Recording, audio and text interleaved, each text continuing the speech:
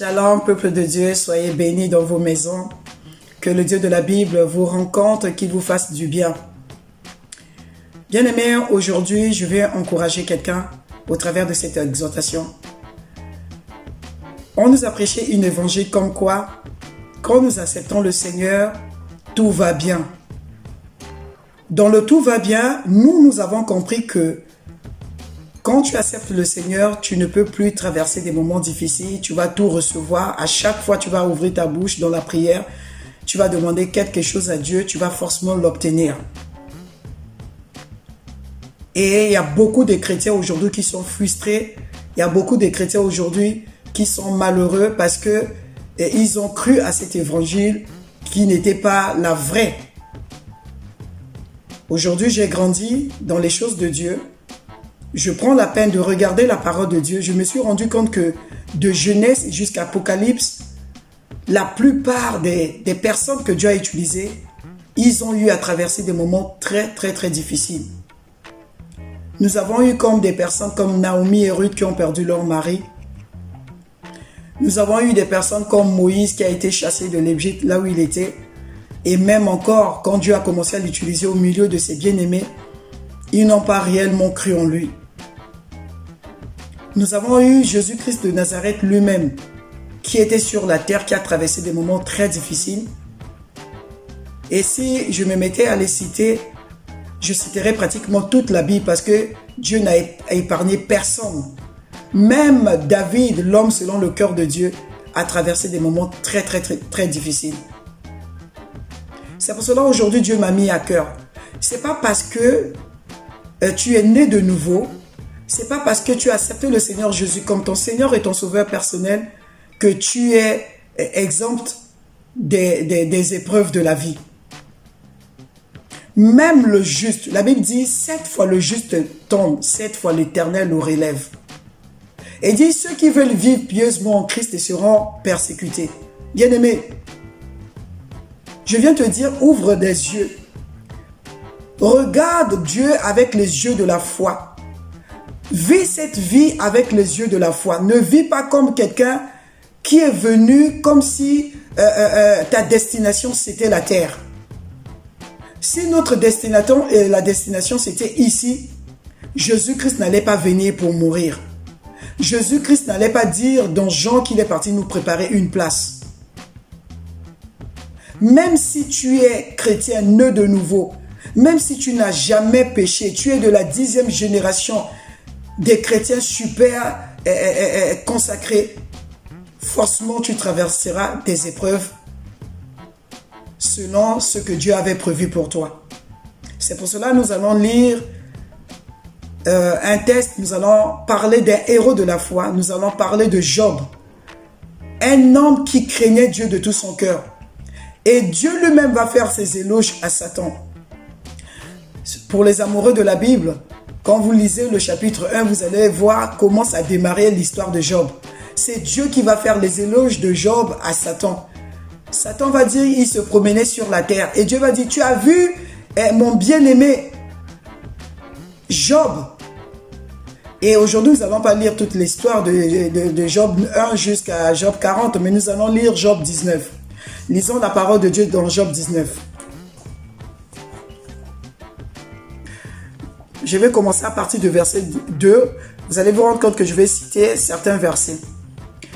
C'est Job qui parle. Il répond à ses amis qui l'accusaient. Parce que ses amis pensaient que comme il traverse des moments difficiles, comme il a perdu ses enfants, il a perdu tout ce qu'il possédait et que son corps physique était malade, Job avait certainement ouvert une porte à l'ennemi. Parce que pour eux, Dieu ne peut pas affliger un juste. Comme si ils avaient la connaissance et le monopole de la connaissance de Dieu. Et c'est ce qui se passe encore aujourd'hui avec nous. À chaque fois quelqu'un nous appelle, un bien-aimé, une bien-aimée, traverse des moments difficiles, il vient nous raconter son histoire, on a tendance à lui dire, regarde à toi-même, est-ce que tu n'as pas péché? Est-ce que c'est pas parce que tu as fait telle ou telle chose? Et c'est ce que Job aussi a vécu et il donne la réponse à ses amis. Au verset 2, « Jusqu'à quand affligerez-vous mon âme et m'écraserez-vous de vos discours? Voilà 10 fois que vous m'outragez. N'avez-vous pas honte de m'étourdir ainsi? Si réellement j'ai péché, seul j'en suis responsable. Pensez-vous me traiter avec hauteur? Pensez-vous démontrer que je suis coupable? Est-ce que vous avez les preuves que je suis coupable? Vous avez les preuves que j'ai péché contre Dieu? Voici, je crie à la violence et nul ne répond. J'implore justice et point de justice. Il m'a fermé toute issue et je ne puis passer. Il a répandu des ténèbres sur mes sentiers. Là, il parle de Dieu. Et dit, c'est pas vous. En tout cas, je vais vous épargner. C'est Dieu qui permet tout cela. Bien-aimé, parfois quand tu traverses des moments difficiles, tu commences à accuser Dieu. Quand bien même, dans l'histoire de Job, c'est Dieu qui avait permis à Satan de toucher Job. Mais je sais une chose. Quand nous traversons des moments difficiles, quand nous n'avons plus d'issue, nous avons tendance à blâmer Dieu. Nous avons tendance à blâmer nos voisins. Nous avons tendance à blâmer nos familles. Et même nos bien-aimés en Christ. Et c'est ce que Job aussi, il est rentré dans ça tellement qu'il était mal. Il n'arrivait plus. Il dit, il m'a brisé de toutes parts. Dieu m'a brisé. Là, c'est moi qui dis Dieu. Dieu m'a brisé de toutes parts. Et je m'en vais. Quand il dit je m'en vais, il avait envie de mourir. Il a arraché mon espérance comme un arbre. Bien-aimé, la souffrance va t'amener à penser que Dieu t'a abandonné. La souffrance va t'amener à croire que Dieu n'est plus de ton côté. Il s'est enflammé de colère contre moi. Il m'a traité comme l'un de ses ennemis. Je suis devenu l'ennemi de Dieu. Moi, Job, qui le craignait, qui l'admirait, qui passait mon temps à prier. Aujourd'hui, Dieu me prend comme si j'étais mon ennemi et j'étais son ennemi. Ces troupes se sont de concert mises en marche. Ils se sont frayés leur chemin jusqu'à moi. Il a éloigné de moi mes frères et mes amis se sont détournés de moi. Dans les circonstances difficiles que tu traverses, même tes vrais, soi-disant tes vrais amis, ils vont t'abandonner. Peut-être au moment où je suis en train de parler, tu es sur un lit de l'hôpital, accablé par la maladie. Il n'y a personne qui vient te rendre visite. Parce que l'être humain, il est comme ça. Quand l'autre traverse des moments difficiles et que la situation ne change pas, même les bien-aimés en Christ, personne ne va même plus penser à prier pour toi. Oh bien-aimé, tu es seul dans ta situation. Tu es seul dans cette épreuve. Et tu penses que même le Seigneur lui-même, le Dieu de ton espérance, t'a abandonné. J'appelle mon serviteur et il ne me répond pas. Je le supplie de ma bouche et c'est en vain. Je suis méprisé même par des enfants. Si je me lève, je reçois leur insulte. Ceux que j'avais pour confidents m'ont en horreur. Ceux que j'aimais se sont tournés contre moi. Oh bien-aimé, même les soi-disant amis intimes, ils vont t'abandonner. Même les soi-disant amis intimes, quand tu traverses des moments très difficiles, quand le Seigneur, entre guillemets, permet que les circonstances arrivent dans ta vie, ils vont t'abandonner. Parce que l'être humain n'est pas fidèle. Seul Dieu, l'Éternel des armées, est fidèle. Même le mari que tu as épousé qui t'a dit un jour, devant toute ta famille, devant le maire, je t'aime et je t'aimerai. Lui aussi un jour, il peut t'abandonner. Même les enfants que tu as allaités, que tu n'as pas pu dormir la nuit pour prendre soin d'eux, eux aussi un jour, ils peuvent t'abandonner. Mais dans cela, bien-aimé, Job poursuit et je poursuis ma lecture. Pourquoi me poursuivre comme Dieu me poursuit? Pourquoi me montrer insatiable de ma chair? Oh, je voudrais que mes paroles fussent écrites, qu'elles fussent écrites dans un livre. Job était dans la lamentation. Job était dans les plaintes. Job n'en pouvait plus, bien-aimé. Il n'en pouvait plus de sa douleur. Non seulement il était accablé par la maladie, il était accablé parce que Dieu avait repris ses enfants étaient morts. Et il reçoit encore de ses soi-disant amis intimes des accusations. Quand vous lisez, vous avez comme l'impression que ses amis étaient en train de prendre sa part. Mais au plus profond de leur, c'est-à-dire au fond de leur motivation, c'était de l'accusation. Et Job, il s'est mis comme eux dans les lamentations. Bien-aimé, tu sais, dans la vie, Dieu va permettre que tu te lamentes. Parce que tu ne comprends pas le plan de Dieu.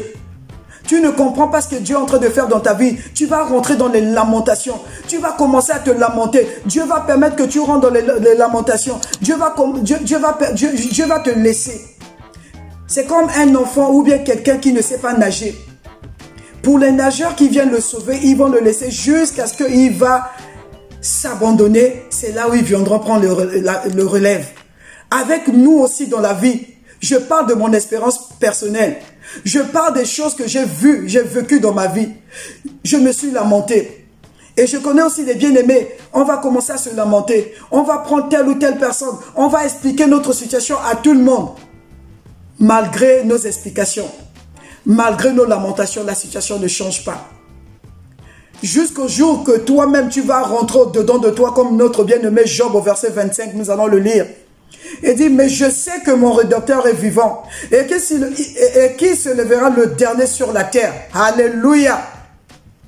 Il s'est mis à se lamenter, il a pleuré, il a accusé Dieu, il a accusé les circonstances de la vie. Mais au-dedans de lui, quand il reste tranquille, bien-aimé, quand toi tu restes tranquille, tu sens de ton cœur, tu te rends compte, il y a une petite voix qui parle dedans de toi. Le Saint-Esprit parle dedans de toi. Le Saint-Esprit te dit, Dieu ne t'a pas abandonné. Peu importe les circonstances que tu traverses. Peu importe là où tu te trouves dans un trou noir. Peu importe les amis qui t'ont abandonné, la maladie qui t'accable. Mais au-dedans de toi, le Saint-Esprit te dit, ton Rédempteur est vivant. Le Seigneur Jésus est vivant. Il se lèvera le dernier, bien-aimé. Je viens encourager la foi de quelqu'un ce matin. Je vais dire à quelqu'un, c'est pas parce que aujourd'hui tu pleures. C'est pas parce que tout le monde t'abandonne aujourd'hui. C'est pas parce que tu as échoué dans tel ou tel domaine. Tu as comme l'impression que tes enfants ne t'écoutent pas. Tu as comme l'impression que ton foyer est bancal. Tu as comme l'impression que tout va mal. Mais au-dedans de toi, le Saint-Esprit, la petite voix te dit, ton Rédempteur est vivant. Il se lèvera le dernier. Bien-aimé, je vais te dire, accroche-toi à cette petite voix. Accroche-toi au Saint-Esprit qui te parle. Ne regarde pas aux circonstances de ta vie. Ne regarde pas la situation que tu traverses. Ce n'est que la situation que tu traverses. Comme j'ai l'habitude de dire, tu ne fais que la traverser. Il y a de l'espoir encore pour toi. Il y a encore de l'espérance pour toi, bien-aimé. N'abandonne pas la foi. Et pour les amoureux de la Bible, vous allez vous rendre compte qu'au chapitre 40 de Job, il va dire, Job va parler, mon oreille avait entendu parler de Dieu. Mais maintenant mes yeux l'ont vu. Toi aussi tu parleras ce langage au nom de Jésus-Christ de Nazareth. Certainement tu as entendu parler de Dieu de miracles. Les autres passent à la télé pour faire leur témoignage. Dans ton église où tu fréquentes, il y a des gens qui font leur témoignage. Ton tour arrive, je le proclame, ton tour arrive au nom de Jésus-Christ de Nazareth. Toi aussi, tu vas te lever et tu vas faire ton témoignage parce que ton Rédempteur est vivant. Il se lèvera le dernier dans ta situation. Il se lèvera le dernier dans ta situation. Il ne t'a pas abandonné. Il a permis ces situations afin de se glorifier encore davantage dans ta vie. La Bible dit, la gloire de la seconde maison sera plus grande que la première. Ce que Dieu va faire dans la suite de ta vie sera plus grandiose que ce que tu as déjà expérimenté. Sera plus grand que ce que tu as déjà vécu. Dieu a un plan merveilleux pour ta vie. Dieu a des projets, des peurs de bonheur pour toi, ma bien-aimée. N'abandonne pas, bien-aimée. Je viens te dire, n'abandonne pas. Ne délaisse pas la foi. Ne retourne pas aux choses que tu avais vomies. Pour dire que j'ai essayé avec le Seigneur et que Dieu n'a pas répondu. Non, bien-aimé, persévère encore, reprends ta force, bien-aimé. Dieu est au contrôle de ta situation. À toi, mon bien-aimé, qui n'a pas encore donné ta vie au Seigneur. Tu pleures et tu te lamentes. Je viens te dire, fais le bon choix ce matin. Choisis celui qui ne choue jamais. Choisis celui qui n'abandonne jamais ceux-là qui le font confiance. Choisis le Seigneur Jésus comme ton Seigneur et ton Sauveur personnel. C'est pour ça que je te donne l'opportunité de le faire avec moi. Si tu veux bien, répète avec moi de tout ton cœur. Seigneur Jésus, aujourd'hui j'ai écouté que toi tu n'abandonnes jamais tes bien-aimés et que tu te lèves toujours en dernier pour glorifier ceux-là qui te font confiance. C'est pour cela que je t'ouvre les portes de mon cœur. Je t'accepte comme mon Seigneur et mon Sauveur personnel. À partir de maintenant, je veux que tu sois mon partenaire, que tu sois mon associé, que tu sois le Dieu qui essuiera les larmes qui coulent de mes yeux. C'est pour cela que je t'ouvre les portes de mon cœur et je te reçois. Merci Seigneur de m'accepter dans ta maison. Au nom de Jésus que je viens de prier. Amen. Si tu l'as fait de tout ton cœur, si tu l'as confessé avec conviction, sache que le Seigneur Jésus, avec le Saint-Esprit, avec Dieu le Père, ils sont venus loger dans ta vie. Tu n'es plus seul. Merci pour ce que Dieu a fait dans ta vie. Je vous bénis, bien-aimés. Je sais que le Dieu de la Bible, il va faire au-delà de ce que nous pouvons penser, au-delà de ce que nous pouvons imaginer. Parce qu'il est notre appui. Il est notre gloire. Il essuiera les larmes de tes yeux. C'est pas encore fini, bien-aimé. Dieu n'a pas encore mis un point final dans ta vie. C'est pas encore fini. Il est en train d'écrire l'histoire de ta vie. Dieu est en train d'écrire l'histoire de ta vie. Mais ce que je sais, tu sortiras victorieuse au nom de Jésus-Christ de Nazareth. Amen.